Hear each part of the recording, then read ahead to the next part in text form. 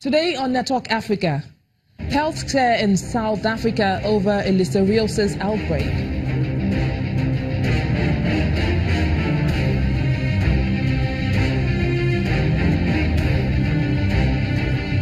Colleagues of a Kenyan doctor suspended for performing surgery on the wrong patient protest to have him reinstated.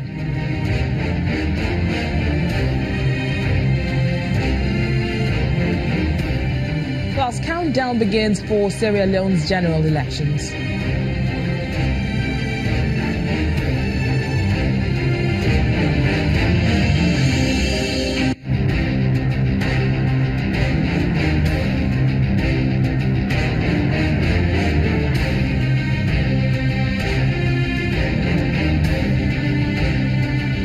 Welcome to the program. I am BC Adebayo. We'll begin here in Nigeria as President Muhammadu Buhari is set to make a visit to 5 states this week, mainly in the north.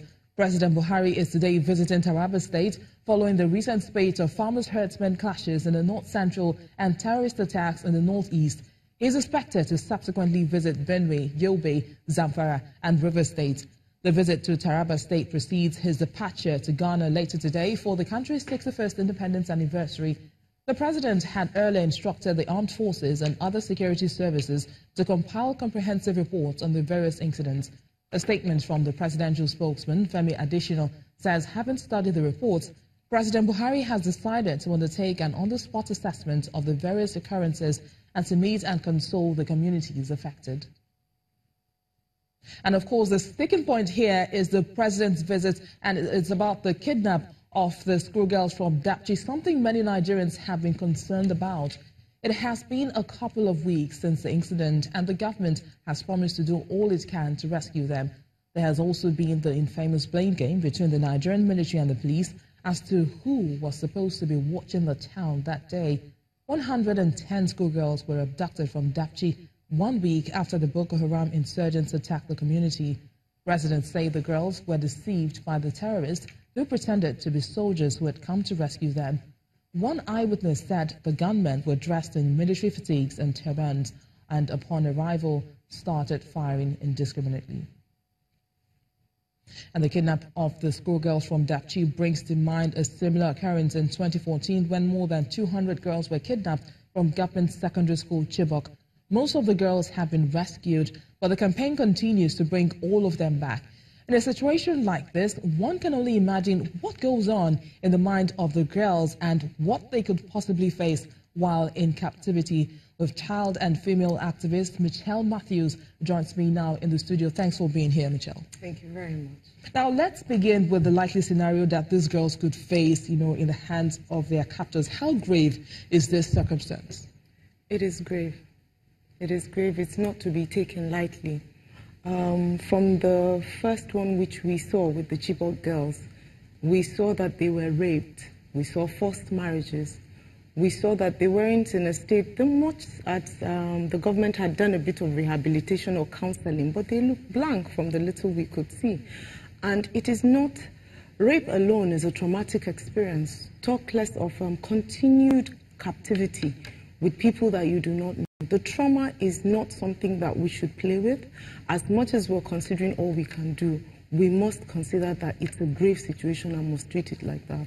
Well, considering the ugly incidences now, talking about the Chibok girls that were abducted in 2014 and now the Dapchi girls, would you say that Nigeria learned any lesson from the 2014 experience? I believe we did.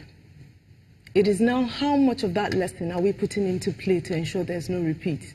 But we did learn a very hard lesson, that our girls could be missing for 1 year, 2 years, 1,000 days, and we're still looking for them.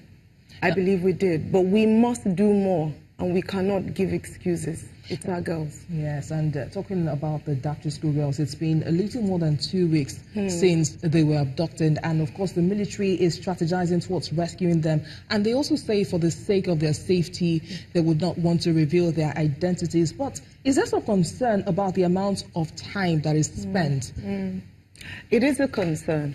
The reason I say it's a concern is if you consider, as the first question you asked me earlier is, how does that, what did we learn? We have 3 years this April. Some girls are still missing.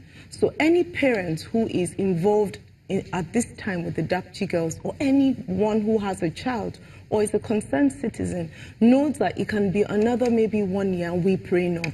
So when the army or they say they're strategizing, we need to know and have continued updates. They shouldn't wait for us to ask. They should tell us that we're doing this, we have seen this, so we are not wondering, and then in wondering we start assuming. They can't afford to leave us without information at this time. Now, it's one thing for us to hope that the girls return, and of course, when they do return, what effect do you think that this whole experience will have on them? Trauma. The post-traumatic disorder is not, it's something that we are sure will be there. The little footage, I didn't watch it, but people said they saw the girls scurrying all around, just being huddled up in a place. The trauma is immense, and it is, it's best imagined, and you hope you're never in that situation. But they will have trauma. They would have lifelong fear, except serious therapy is done for them. But those two things will plague them. And that's not the only things that can happen while they're there. There's a lot of things that will go wrong. If you consider that while in captivity, with rape comes things like pregnancy, and with pregnancy comes VVF for a young child. So the spiral effect is something that we don't want to imagine. So the earlier they're brought back home to us, the better for all of us.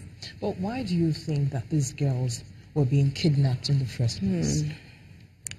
I believe that there is a security gap that is still missing, in as much as we do the best that we can do. Do we know the people who secure the schools? Who screens them? Where were they on that day? There are a lot of gaps that still need to be addressed. So much as there's a lot of aid and a lot of deployment of the army, what about the police presence? What about the school security system? It tells us that our system is still porous, that safeguarding the girl child is still a paramount issue in Nigeria, and it shouldn't be taken for granted. Now, while we await the arrival or the return of these girls, what do we do this moment, especially with regards to the parents of these children who are waiting endlessly for their girls to return back home?